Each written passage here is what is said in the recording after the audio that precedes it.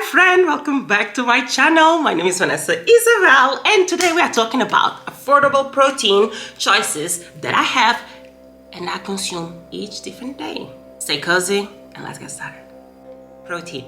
Protein is quite essential and I'm certain you already know this.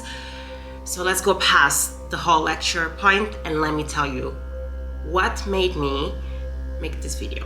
So I have a friend of mine, she's vegetarian and she's also expecting. So we were speaking about, how much protein you eat. I find it hard to include some proteins in my diet. And then I said, no, I do eat a lot of protein. I eat between 80 to 100 grams of protein per day.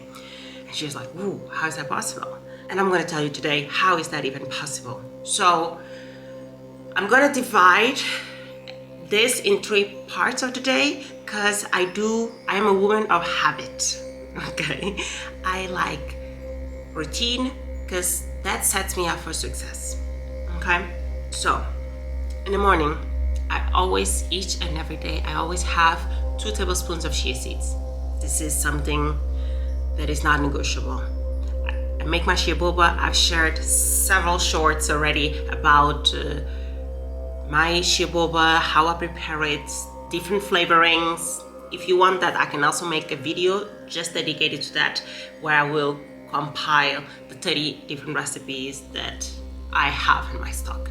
Okay, of course I don't eat 30 different types of chia boba per month. I think I have maybe 5 or 7 favorites in which I have in rotation. But maybe in 1 week I have a fixation for Biscoff, and on that week I'm just gonna have Biscoff with something, okay? So I have chia boba in the morning every single day.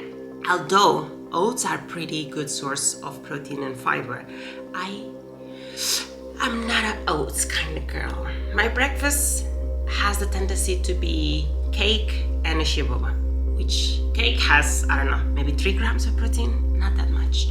But I do have cake for breakfast, not for protein's sake, but because it makes me happy.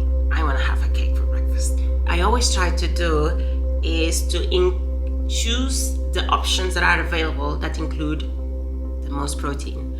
For example, I prefer to have soy milk than, for example, oat milk or almond milk. So soy milk has much more protein than all of those options. So I choose soy milk. I have 2 different versions of soy milk. Soy milk, just plain soy milk, and the barista option. The barista option, you can froth it, you can whisk it, so it becomes a foam. It has pretty much the same feature as oat milk. I do have a block of tofu each single day. Okay, maybe I don't eat the block of tofu alone. Like me and my partner, we shared a block of tofu every single day. It is what we like. We like tofu. We eat it in so many different ways. I think our favorite, I believe, on the quiche. We make cheesecake with tofu as well. We love scrambled tofu. We love tofu with red wine, grilled tofu with lemon, tofu with chili oil and garnish of maybe spring onions, soy sprouts and gochujaro and soy sauce. Oof, so good. So we eat tofu in different ways. We also substitute tofu in mozzarella dishes. Like instead of adding mozzarella, we add tofu. So with basil and tomato, that's an option. Then the third protein option that I eat every single day, on most days, is seitan. We buy either products that contain seitan or I make seitan at home. I will be sharing a seitan recipe, a newer version of my seitan recipe. We are obsessed with, it's from Amala, the brand is called Amala, and it has vegan salami. Oh my god, that is a good salami. And it has a lot of protein in it as well. So we use that. Seitan is pretty much a great source of protein. However, it's not a complete source of protein. That's why we mix it with different things. Fourth source of protein that I eat, and I think this is the one that carries the bulk of my protein intake during the day, and this is something that I actually have every single day, is lupine. I'm certain you already know I am Portuguese, and in Portugal we have something called termossos, which is lupine. I'm gonna share with you here all the image about lupine, what is the benefits, and its nutritional value. But lupines is like protein compacted. It's a bean. It's so tasty. I find it in most supermarkets, or at least in Europe you can find it in more supermarkets, and I believe if you are looking elsewhere by searching on Google lupine, termossos, whatever you are, you're gonna be able to find it. But this is like an excellent source of protein. You have lupine either with eating as a snack, and you also have shredded lupine that you can add to your, for example, to your bolognese, to your lasagna, to boost the protein intake. But lupine as a snack, I love snacking. You know, I am a snack girly. I want to snack. I might snack maybe 3 times a day. In the morning, I might snack with like carrots or cucumber, something light, because I had breakfast. But then after lunch, I'm definitely gonna snack, and I'm gonna start eating lupine. And I have lupine like, I might eat like 200 grams or 300 grams per day. It's amazing. I love it. It's so good. The 5th protein source that I usually add weekly in my diet is texturized soy protein, TBP. Okay, this is pretty much dry soy. You can have bolognese with it. You can make it like a minced meat. You can make doner with it. You just need to soak it, flavor it, and cook. It's so easy. We normally have bolognese on Fridays, and I use TVP for that. Or when we want to have a doner and I'm a bit lazy, I don't want to make seitan, we use that. So it's so good. And if you have a good spice rack, you can make anything you want. Please let me know if you actually be interested in seeing my spice drawer, seeing my spice cupboard, because I do have both, because you need a variety of tools in order to make whatever you want. Okay. I'm not gonna tell you that all recipes will taste truthful to the real deal, but also that's not the goal, right? Sometimes you just want something nice and with a hint of meaty flavor, or something nice that might resemble a little fish. But don't quote me on that. You just need a good spice rack.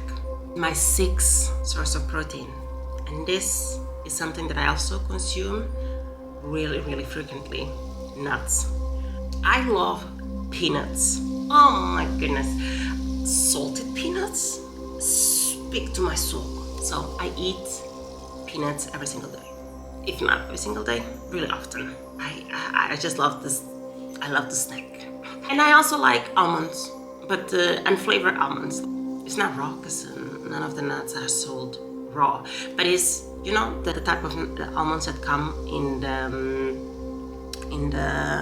package that has no salt, no flavoring. It's just plain almonds. I love those. It's about the crunchiness. I love it. My 7th source of protein, I would say, is tempeh.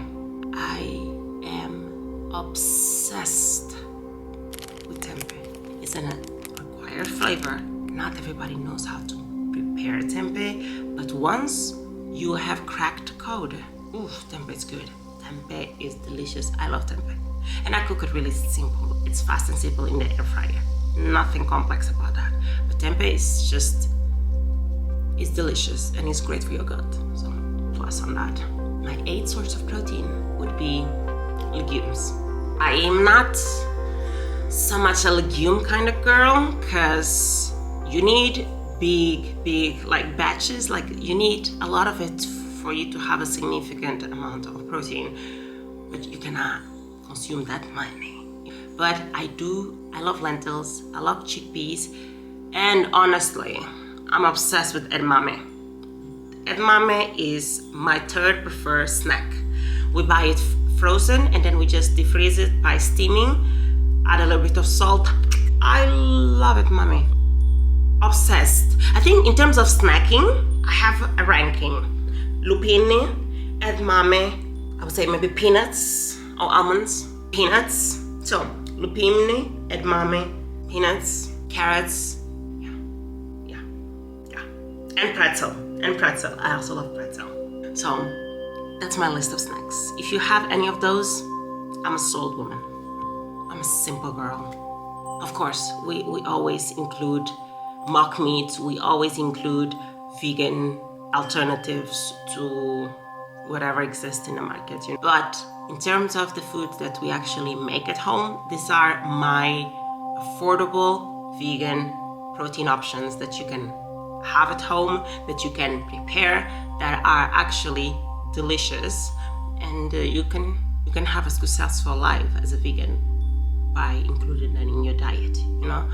I can also make a separate video about all my favorite mock meats and actually give you exposure of all the other options and what are the options that I have here in Switzerland and in Germany, because the vegan diet and the vegan lifestyle has evolved so much in the last 10 years, which I've been doing, and I've seen amazing changes. So at the moment, it's still a restrictive diet because you are restricting yourself from consuming other products. However, you can thrive and you can be happy, you can be thriving health-wise. You don't need to be constraining yourself, and you don't need to be eating the same thing every single day, okay?